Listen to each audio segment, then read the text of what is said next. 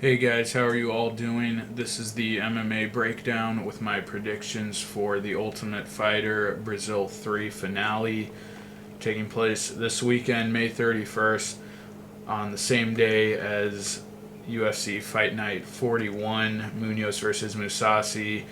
These cards are airing back to back, so it's going to be a full day of UFC, and both of these cards. Not very good, not a lot to get excited about. A lot of newcomers, a lot of low level MMA, but between these two cards, I think I'm more excited for this card than the Germany card. But if you want to check out my predictions for UFC Fight Night 41, I'll leave an annotation in this video, so you can go check out my predictions for the other video. But let's run through this card. There's some interesting matchups throughout, but overall, I think this is going to be a lot more exciting, interesting than the Germany card. But starting off with the UFC Fight Pass prelim card, 3 fights here. All of these guys were contestants on the show in TUF Brazil 3. First off, at bantamweight, this first fight, these guys were not contestants, but the other two, those fighters were on the show. But at the first fight at bantamweight, Pedro Munoz versus Matt Hobar.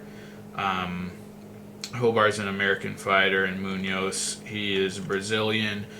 Munoz coming off of his debut loss to Rafael Sunsao, and I expected him. That matchup really doesn't make any sense. It was a short notice replacement, I believe, but still, to give a guy Rafael Sunsao, who's probably going to fight for the title next, to fight that guy in your UFC debut is really kind of crazy.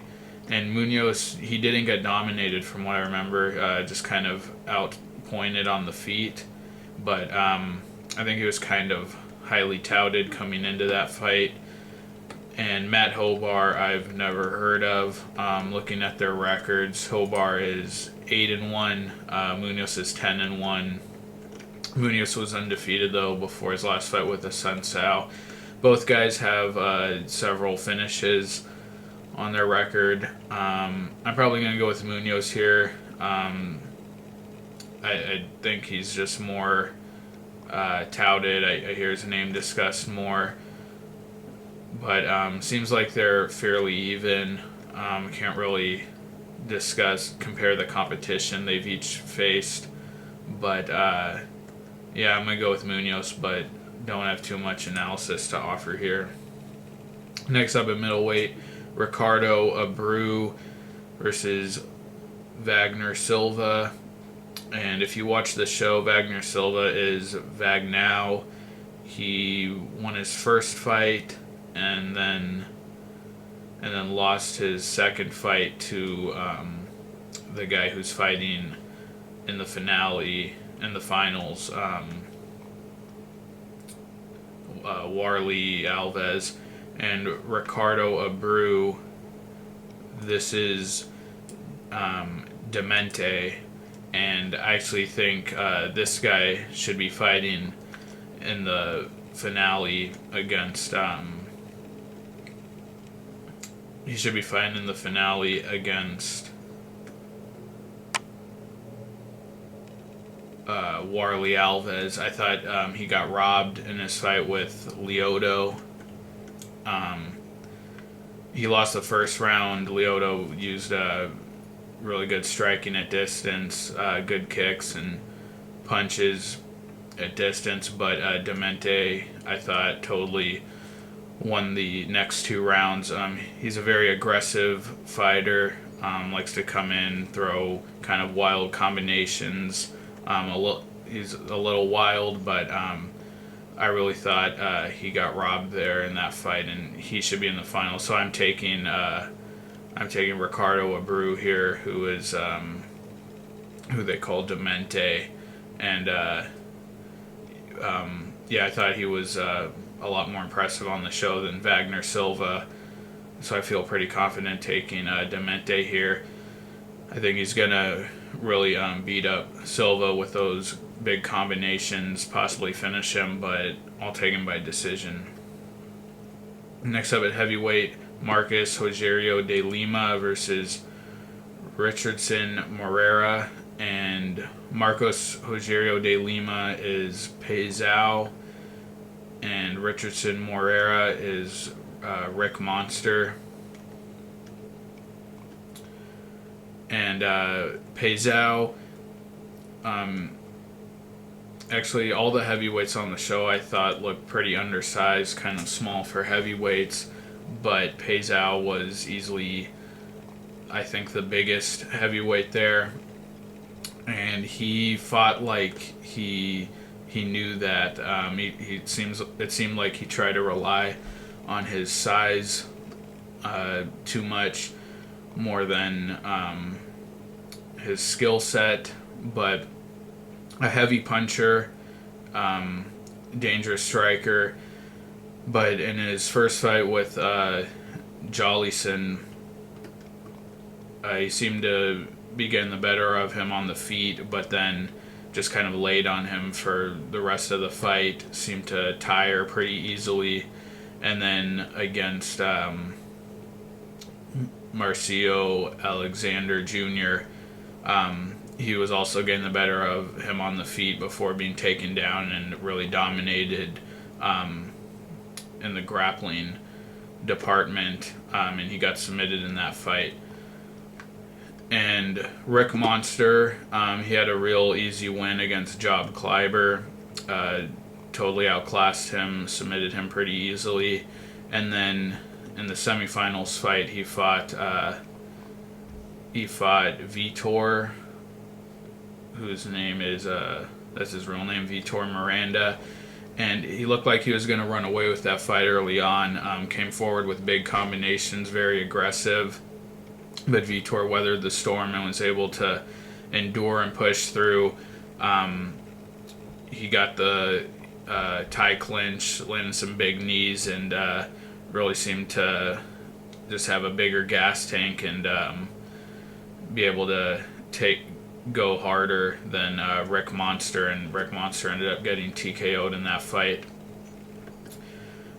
So Peizao, I think, is going to be bigger and stronger, but Rick Monster should have a big speed advantage on the feet.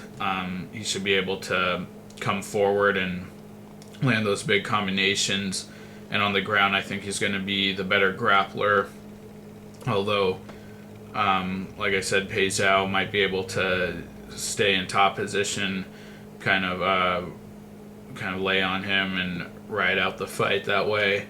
But I think Rick Monster is much more skilled and has a more well-rounded game, so I'm going to take Rick Monster here. I think he wins a decision. Now next up, the Fox Sports 1 preliminary card at featherweight, Kevin Souza versus Diva. Kevin Souza has only had one fight in the UFC so far. He decisioned Felipe Arantes. He seemed to be a really dynamic striker, pretty talented striker. Seemed like he knew what he was doing on the feet, although he never seriously hurt Felipe Arantes, which for me, I kind of question his power and his finishing ability, but he does seem to be a talented, effective striker. And Diva, on the other hand, I actually remember this guy's fight. He fought, let me look up the name here. It was on the TUF China finale.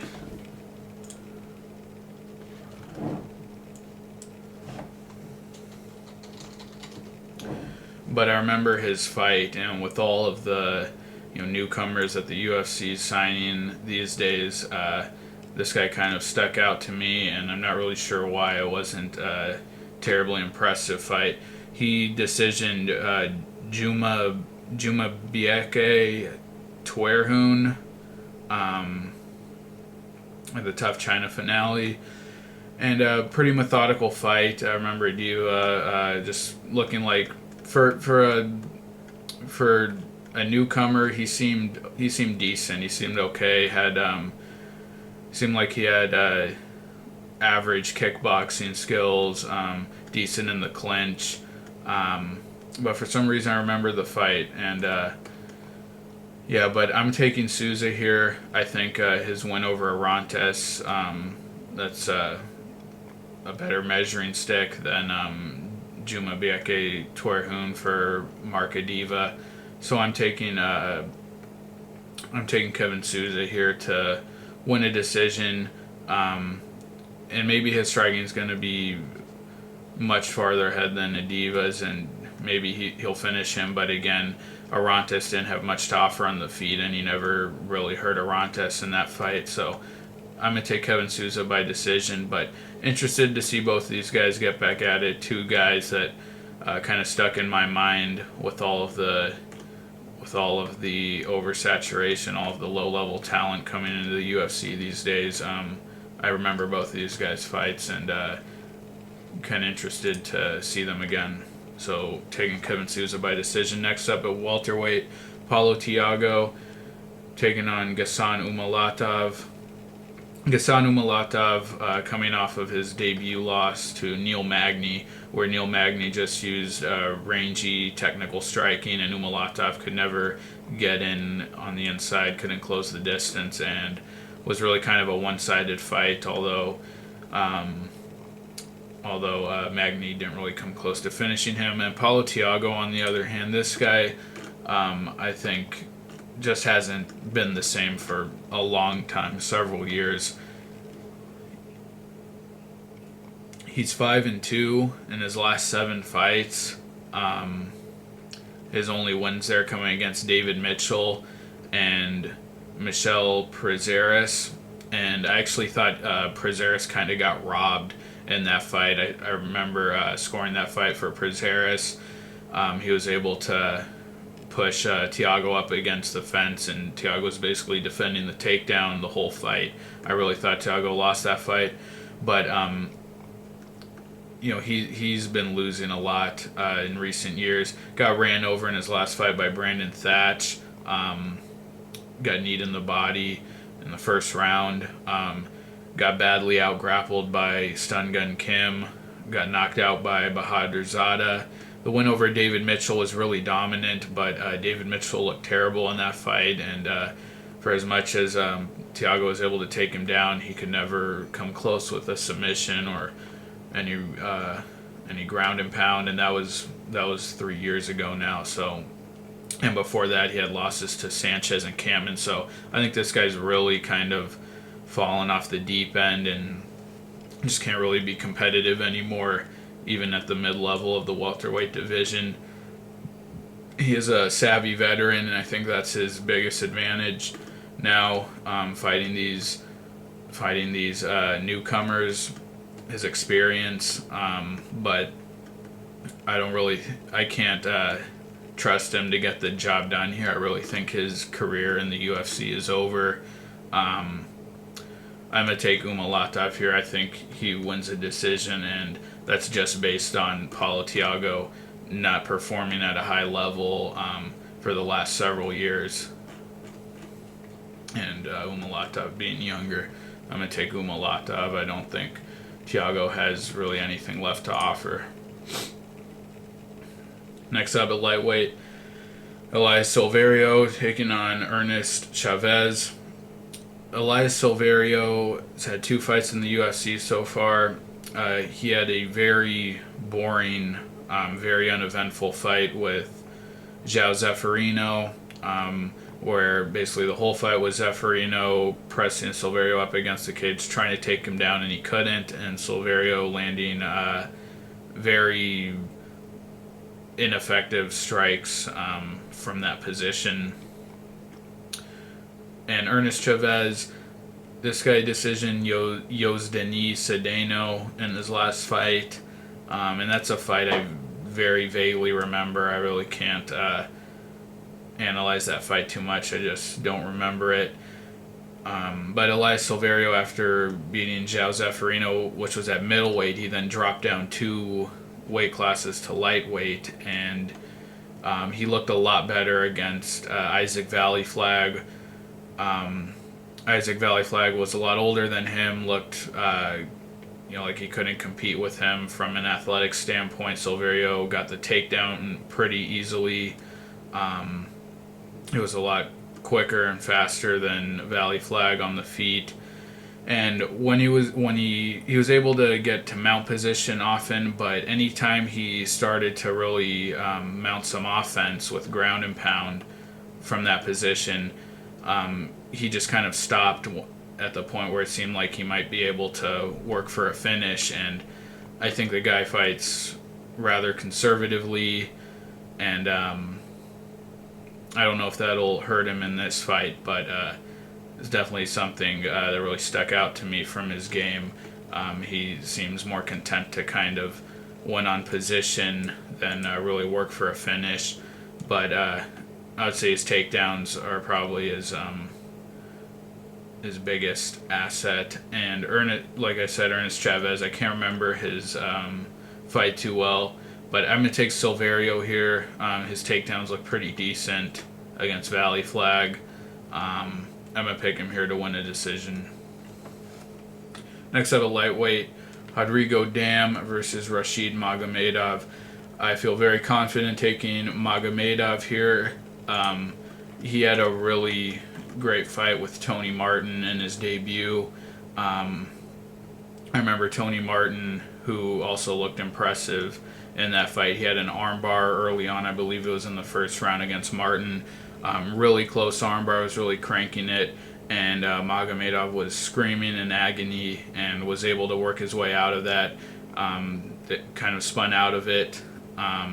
It was just one of those really special moments where the guy looked like he was so close to getting finished and was able to fight through that.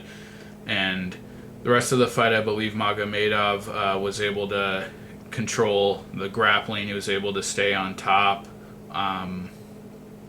Really don't remember the rest of the fight too well, other than that really cool moment early on. But I remember him looking solid, looking like a solid wrestler. And Rodrigo Dam, this guy is just, he's had a string of razor thin decisions. He's a veteran of TUF Brazil 1, and he had to leave the house because of an injury. I think he had a kidney injury actually, but he won over fellow castmate in the finale. He submitted Anastacio Medeiros. He knocked him down. He hurt him on the feet and was able to submit him. He lost to Antonio Carvalho, and I actually thought he won that fight, but his last 3 fights have looked exactly the same against Carvalho, Mizota Hirota, and Ivan George. For as talented grappler and submission guy as Dam is, he just tries to kickbox, and he's not very good at it. Those 3 fights looked exactly the same. He tries to fight at range. He's a pretty inactive striker, doesn't go for much on the feet, but he finds a way to kind of edge out these just razor thin decisions where not much is happening in the fight. Got the decision win over Hirota and Ivan George in fights that I remember easily could have gone the other way, just very uneventful fights. But I don't think he has a chance to do that against Magomedov here. The Russians have been really impressive, most of them in the UFC, and Magomedov showed he's very tough in his last fight, and I think he's going to get in Dam's face. I don't think he's going to be afraid to take it to the ground with him and wrestle with him, so I'm going to take Magomedov here to win a decision. I think he's, while Dam is tough as well, I think Magomedov is even tougher, and he's going to be willing to engage more and implement his game. Dam, I don't think, is UFC level talent, and I really don't understand why he doesn't try to implement his grappling game more in the UFC. Next fight, onto the main card, which is also on Fox Sports 1 at featherweight. Honey Jason taking on Robbie Peralta. Honey Jason, he's the winner of TUF Brazil 1, and he's really impressed me coming in the UFC after that. This guy has... He's a really talented striker and really proved that in his last fight against Steven Siler, where I thought he was going to lose. But this guy, his knockouts look like they come very effortlessly. He just kind of touches guys and he's able to hurt them. He doesn't really have to get a lot of wind up on his punches, and he doesn't really throw big haymakers. He just kind of... looks like his power comes more from his technique and from his speed. When he fought Sam Sicilia, I think Sicilia tried to kick him, and Honey Jason caught the leg and then just kind of hit him with a short jab, and that knocked out Sicilia. He also fought a veteran from Tough Smashes, Mike Wilkinson. His next fight submitted him with a triangle choke real early on in the first round. He then really got set back by Jeremy Stevens, where Stevens landed a perfectly timed head kick that just knocked Jason out cold. And then again in his last fight with Steven Siler, showed that same kind of crazy power. Was able to close the distance, and I believe he landed a hook on Siler, and again, it didn't seem like a big shot, but really wobbled Siler and ended the fight. So he's real dangerous on his feet, and he's also very good on the ground. Robbie Peralta, on the other hand, I think is a far less skilled guy. He is a brawler, a real headhunter, puts everything into every shot.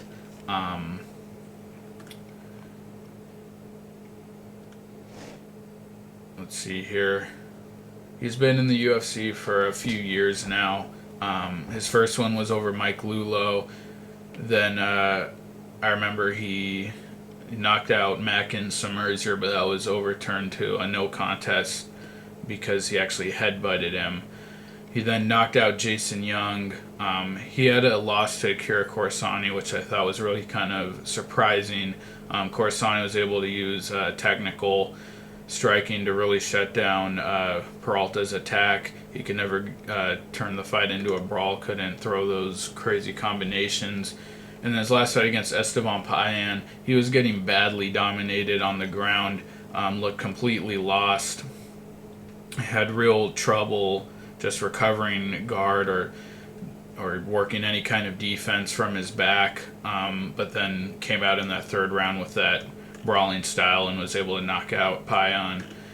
And I think Jason just is going to be far more skilled than Peralta here, both striking and definitely on the ground. I think Peralta is really going to get outclassed, but with Peralta's brawling style,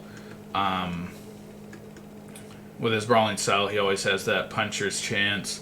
But I think it's going to be a pretty easy win for Honey Jason, and I think we could see either a knockout or submission, but I think he's going to get the submission because Peralta really looked very, very incompetent on the ground in his last fight against Payan. So I'm taking Jason, I think, by submission here.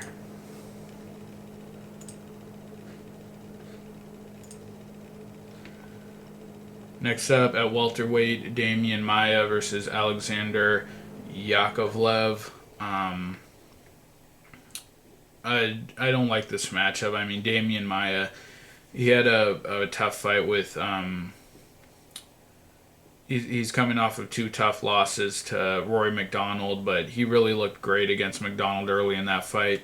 Was able to get him down, got full mount, and looked like he was close to pounding him out. But gassed really badly after that. McDonald was able to kickbox him, control the striking for the next 2 rounds. And then inexplicably in the 3rd round, when Maia just looked gassed, he was able to get a big takedown on McDonald and looked like he could have won the fight, but wasn't able to hold him down that time. And then before that, he had a real tough fight against Jake Shields, where Jake Shields was just able to get the edge once it hit the mat, showed that he was kind of the better wrestler of the two.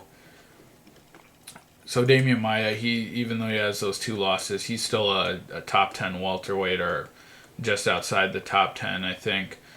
But I really don't understand why they're giving him Yakovlev. I know he was originally supposed to fight Mike Pierce, but still, I think a guy like Damian Maia, for as old as he is, he needs to be fighting other elite guys and really getting the most out of what I think is a short time left that he has fighting. I think he's about 35. And, I think, like we saw in that McDonald fight, Maia's getting a little too old, and I think it's showing in his cardio. Like I said in that last fight with McDonald, his cardio really faded badly after that great first round. But Yakovlev, he's 29, so a bit younger than Maia. Let's see here. He's 21-4, so it looks like he has a lot of experience. Coming off of a 3-fight win streak, his most recent win over Paul Daly, so that means something. He has a loss to Rashid Magomedov, who we just talked about his fight. He's got a lot of wins, obviously 21-4. A lot of finishes, not too many familiar names on his record. A lot of submission wins, some TKOs, but his last couple fights have all gone to decision. I feel comfortable taking Maia, though. I think he's going to win a decision, though. I don't think he's going to finish him. Maia, his only finish, his only real submission wins. The guys, he is one of the best. He is one of the most talented submission fighters in the UFC ever, but for a long time he really hasn't been able to get that submission win. He got it over Rick Story, but before that, his last submission win was over Chael Sonnen, which was that was 3 years before his win over Rick Story, and had a bunch of decision fights in between then. And even when he's fought lower level competition like Kendall Grove and Mario Miranda, he couldn't submit those guys. So I don't think I'm just not counting on him getting a submission here. He is a decent striker. He's really developed that over the years. I don't think he can really finish people with it, but I just see him controlling this fight with his strong positional grappling and kickboxing. So I'm taking Maia by decision. Now we're getting to the 2 finale fights from the show, in middleweight and heavyweight. And the first fight is the middleweight final, which is Marcio Alexander Jr., and his nickname is Lyoto. They really only use their nicknames on the show, and I wouldn't be able to tell who these guys are using their real names, so I'm just going to use their nicknames. Lyoto versus Warley Alves. And I'm taking Warley Alves. I think he's going to finish him. Warley Alves was by far the most skilled fighter in either division, I think, on the show, and the most athletic as well. In his first fight in the house, he got a knockout by knee really early on in the fight. He's really dominated all the guys he's fought, and then his second fight, he got a submission win by guillotine choke.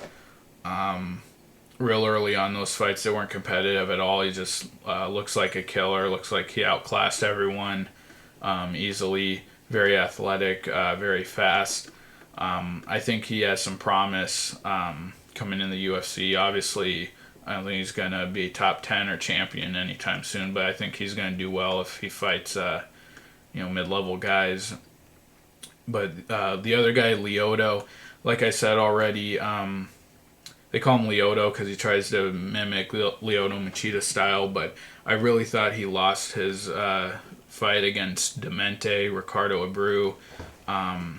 He looked good early on in that fight, was able to keep the distance and land strikes from distance, front kicks and rangy striking, but he tired pretty badly after that, and Demente really was able to close the distance and just land a lot more on the feet than land a lot more strikes and really put it on Lyoto. And Lyoto did a decent job of defending the takedown, but he just doesn't seem to really be able to fight at a high enough pace.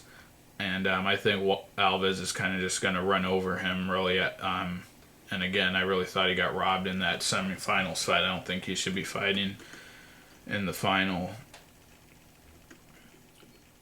And then next up at heavyweight, Vitor Miranda taking on Antonio Carlos Jr. And his nickname, I believe, was Caro de Zapato, something like that. But Vitor Miranda, he's an older guy. I believe he's 35. And he doesn't look too athletic, but he's got heart, and he really impressed me. His first one in the house was a quick knockout over his training partner, Montana was his nickname. And that fight really wasn't too competitive. It looked like Montana really wasn't willing to engage there. I don't know if it was because they were friends, but I didn't take too much away from that fight. But then his semifinals fight with Rick Monster, which I already talked about. I thought he looked great. He weathered the early storm by Monster. Monster was able to put him on his heels, coming forward with real wild strikes and pressed him up against the fence, was landing big shots to the body and big uppercuts, but Miranda recovered, was able to get the tie clinch, land big knees, good dirty boxing from in close, and was eventually able to get Rick Monster to the ground where he, from top position, was able to work some real good ground and pound. He was really looking for that finish. He was throwing big elbows to the body when they were on the ground, and was able to just really push through and overwhelm Rick Monster. Ended up getting the TKO. I think he's real tough and a talented striker, and can get hurt and can come back. Antonio Carlos Jr., on the other hand, he was also pretty impressive. I think he's going to be a lot younger. I think maybe 10 years younger. I believe he's only 24. I think he trains with Junior Dos Santos. His first fight wasn't competitive at all. He knocked the guy out with the first punch he threw. But then his second fight, we also talked about this already, against Peizao, fought a much bigger guy. And Antonio Carlos Jr. really doesn't look like a heavyweight. Like I said already, all the heavyweights on the show, they looked pretty undersized for heavyweights, especially Junior. He might have been the smallest of all the heavyweights on the show. It's going to be interesting to see if those guys can stick around at heavyweight in the UFC. But Antonio Carlos Jr. in his fight with Peizao looked like he was getting outstruck early on. Looked like Peizao was hurting him with the strikes, had the power advantage, but Junior was able to, he reverted to the wrestling and was able to get Peizao down, and then just dominated him from there, was able to take the back and sink in the choke. I think he's pretty talented. I expect Junior to have the athletic advantage here. I think he'll have the ground advantage. On the feet, though, we haven't seen really a whole lot of Junior striking, and I think Miranda might have, I think he'll have the clear advantage on the feet, though, especially if it's in close, and if it's in the clinch. Miranda, I think, will definitely have the advantage there. This is an interesting fight. It's close to call, but I gotta make my pick. And you know what, I think we're gonna see Miranda hurt. I think we're gonna see him in bad positions. I think Junior might look to take this to the ground and work for the submission, but I think Miranda pulls through, and I think he gets the TKO victory, kind of similar to his fight with Rick Monster. So I'm taking Vitor Miranda here. I don't think this fight's going the distance. If either guy wins, I think it's gonna be by finish. Now, finally, for the main event, heavyweight Stipe Miocic is taking on Fabio Maldonado, and I think this is just a terrible fight. He was supposed to fight Dos Santos originally, and I was really excited to see Dos Santos get back at it after his loss to Kane, and I didn't think that fight was going to be competitive at all. I thought Dos Santos was really going to run over Miocic. Miocic is a solid boxer. I didn't think he had anything for Dos Santos on the feet. I also think there was going to be a big, athletic difference between the two there. I really thought Dos Santos was going to steamroll Miocic.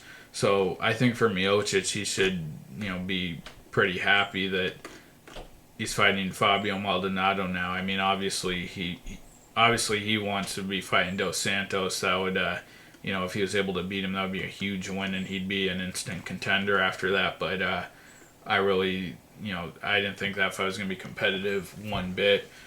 But against Fabio Maldonado, this is going to be all Miocic. He might not finish him, but Maldonado, he's gotten a lot of respect from the fans for being super tough, and I admire that too. He's taken some real prolonged beatings in the UFC.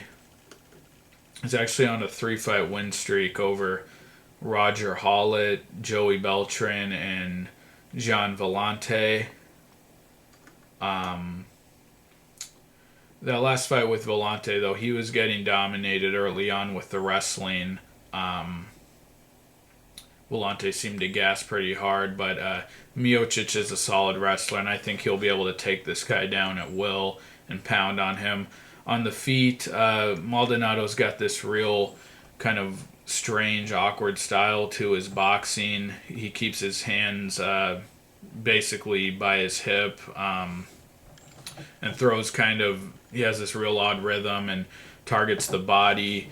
But Miocic, I think he's a Golden Gloves boxer, and he's definitely gonna box him up. Glover Teixeira, he was able to get the finish on Maldonado, but Maldonado survived early on when he was hurt, and the guy's real tough. I also thought he beat Igor Poke Riots, but they gave that fight to Igor, but he's not a high level fighter at all. The guys that lost to Kyle Kingsbury. This is going to be all Miocic. It's going to be ugly. It'll probably look more ugly because he won't finish Maldonado, I don't think. I think he could, but Maldonado just he's rarely been finished, only by Glover Teixeira. And on top of all that, he's moving up to heavyweight, where I think he's going to be too small.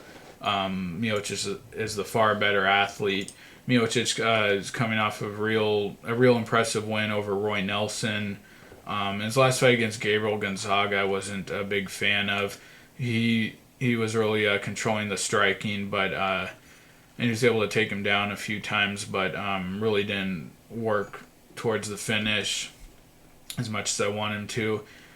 He was doing well early on against Stefan Struve with the boxing, but then Stefan Struve was able to kind of come back and able to TKO him, so his chin might be a bit questionable. Phil DeFries in their fight, I remember him also rocking Miocic early on, and then Miocic came right back and knocked him out. He had a great win over the late Shane Del Rosario, rest in peace. Really mixed his wrestling and ground and pound together and his striking very well in that fight. I just see Miocic just pounding on this guy for 5 rounds. And he might finish him because I don't think Maldonado's going to have the gas to just take a beating from this guy.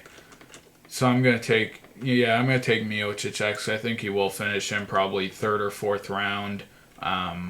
This should be all Miocic unless Maldonado, just lands a kind of a lucky strike on him. So I'm taking Miocic by domination, by ground and pound. I'm taking him to finish Maldonado fourth round, let's say.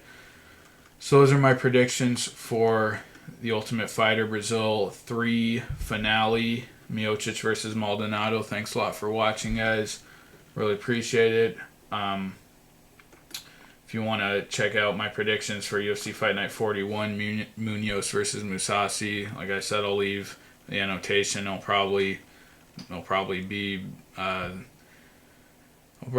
the corner of the screen here for the whole video. So check that out if you want. And I'll be doing recaps for both of these events. Also check out my recap for UFC 173 if you want to, and y'all do my recap videos for both these, and I'll be back with my predictions for UFC Fight Night 42, Henderson versus Hobilov. That's gonna take place next weekend, and for the entire summer, I plan now through the end of August, basically.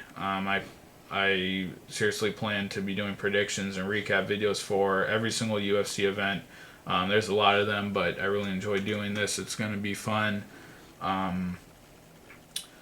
So like the video, comment with any of your thoughts if you want to challenge me on any of my picks, and subscribe. I'd really appreciate that, and come along for the ride. It's going to be a big UFC-filled summer, and it's going to be fun. All right, guys, thanks for watching. Take care, and I will see you next time. Bye.